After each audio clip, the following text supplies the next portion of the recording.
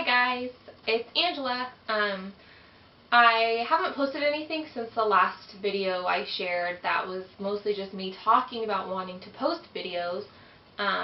So I've been working on the office that I showed you guys in the last video, and it's not completely done, but I am actually in there right now filming. I kind of have a cleaned out half of it, so I am going to film a video for you guys.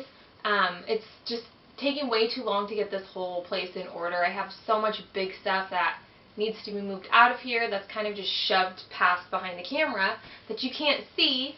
So I have decided, at least while half the room's clean, I'm going to kind of use this space to film some videos. Otherwise, I will never get to it. So then I'll be kicking myself, and anyways, that's no fun. So I've been wanting to share with you guys my IC story, how I was diagnosed, and kind of what I've gone through over the past about 2 years since I was diagnosed. So anyways, I kind of made myself some notes here so I don't forget to share anything. But probably about 2 years ago, maybe a little bit more than that, I think it was the end of 2011, I was having symptoms like I had a urinary tract infection, and I went to the doctor a few times, and every time the test came back negative, no infection. You're all probably well aware and familiar with that happening, but it was really frustrating. So finally my doctor prescribed me some antibiotics just in case, and I took those, and my symptoms kind of got a little bit better. I don't know if it was just due to coincidence or the antibiotics or what it was, but for a little while, a month or two, they kind of settled down. Well, probably about that end of November, beginning of December, my symptoms increased a lot to the point where I was so uncomfortable, thought this had to be an infection again.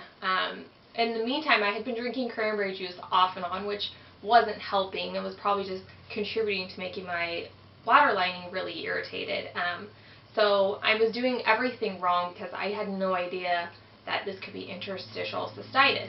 So about that time, I decided to call a urologist since my test kept coming back negative, and I didn't want to go back to my doctor and hear yet again it wasn't an infection.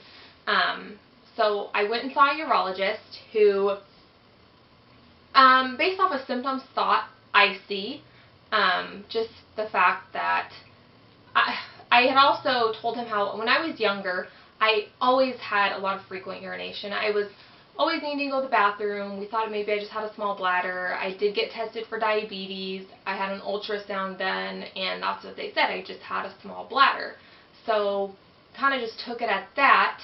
And then as I got older, maybe my bladder grew, I stretched it out, whatever. I felt fine until a couple years ago. So that was kind of a backstory to that I had shared with this urologist. So he thought maybe IC. He wanted to do hydrodistension, exploratory surgery, look around and see if anything else could be wrong. I wasn't really keen on that idea. I left his office, in tears, kind of like, well, what the heck? What is interstitial cystitis? I actually had heard of it before. Just based off my past symptoms when I was younger, they had brought it up, but they didn't think that I had it because I didn't have pain. I was mostly just having frequency issues.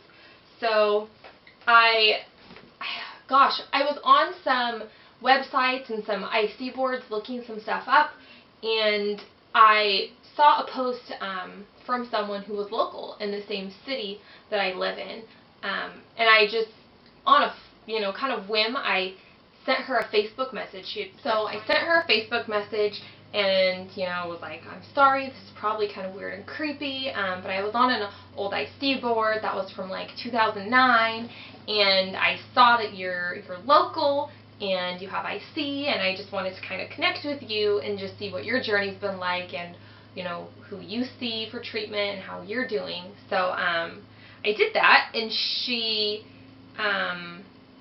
sent me back a message, and she was really nice and friendly, and turns out she was seeing a local gynecologist who I had actually seen before, and who actually was the doctor for my sister throughout all 3 of her pregnancies. So I actually went and saw the gynecologist, who he was more helpful than the urologist, and he also suspected IC. So his plan, though, was if, I felt like I needed an exploratory surgery, we could go there, but he was content to start treating me with hydroxyzine and Elmeron.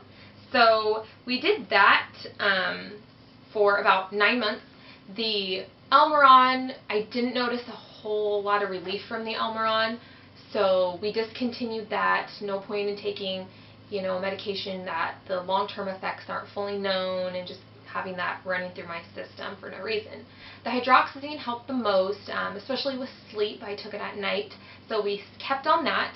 I also took supplements like fish oil and MSM glucosamine, just other things to kind of support that gag lining in the bladder, the GAG, whatever you want to call it, lining.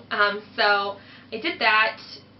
I still, though, was having some up and downs with my symptoms, and some other weird things had kind of popped up. I was suddenly, after that 9-month period of Elmeron was over, I was getting a rash on my stomach and my thighs. I'd become severely lactose intolerant. I went and saw just my regular doctor about that, and he wasn't too concerned. He did some blood work, and we couldn't find anything weird. He thought maybe an allergy to a food. So I actually went and had the skin prick allergy testing done, and came back negative for everything. So as far as they were concerned, I wasn't allergic to anything, and who knows where the rash was coming from. So after all that was done, I was still just like, well, this has got to be related to something. I went and saw a naturopathic doctor who's about 45 minutes or so out of town from where I live, who a lot of people have raved about. He was really helpful. He didn't quite know what was causing the rash, or also one other weird symptom I had developed was my lips were peeling. This wasn't just like dry lips, it's like a constant, scaly, nasty, embarrassing peeling. All the chapstick in the world did not help. The doctor was just like, use Vaseline, use some vitamin E. No, I had been trying all of those things. I had tried to make my own natural chapstick. I bought straight vitamin E. I mean, I tried so many things. I'm like something's wrong with me. I'll get on the internet and try and figure out if I can help myself before I get to the point of seeing a doctor. So I already tried all those things. But he still wasn't really concerned about it. But they've been actually peeling the last few days. You probably can't tell in the video, but it's really gross and embarrassing. So I saw the naturopathic doctor, and he actually gave me some supplements to try and told me to stay on the ones that I was taking, and those were great. And so, yeah, he gave me something called Bladder Ease. I should have grabbed the bottle so I could share it with you guys. So I took that for a while. I still had some ups and downs, and with the rash and everything and the stomach issues going on, I was still a little concerned. I actually stopped those supplements. I went and saw another local naturopathic doctor who was closer to in town. She was not helpful. She didn't basically know anything about IC. She had no clue what was going on. She did find from some testing that I did have an infection in my intestine. So we did treat it with antibiotics and diflucan, which I felt great on the antibiotics and even on the diflucan. I know that yeast infections actually exacerbate IC, and I actually talked to my gynecologist about that, and he said yes, they just make everything way more sensitive in the whole general area. The nerve endings, the nerves all act up. Whether or not it's the root cause of IC, who knows for sure, but it definitely relates to IC and does not help you feel better. But the antibiotics and the diflucan, I mean, I felt better within like a day. My belly issues were doing a little bit better, and anyways, once I was through all of those therapies, I actually went back on the Bladder Ease that I had been given by the original naturopath and decided to kind of go that route again.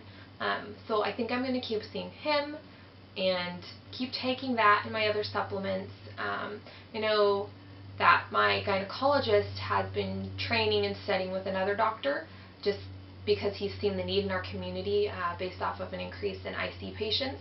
He's been studying to become more of a urogynecologist, and he's going to take a test to be one, just because he's been hearing people having to go out of town for help and for treatments. He's still going to be more along the Western medicine ideas of, hydroxyzine, tryptolene, try the Elmeron, those types of things, maybe vaginal Valium.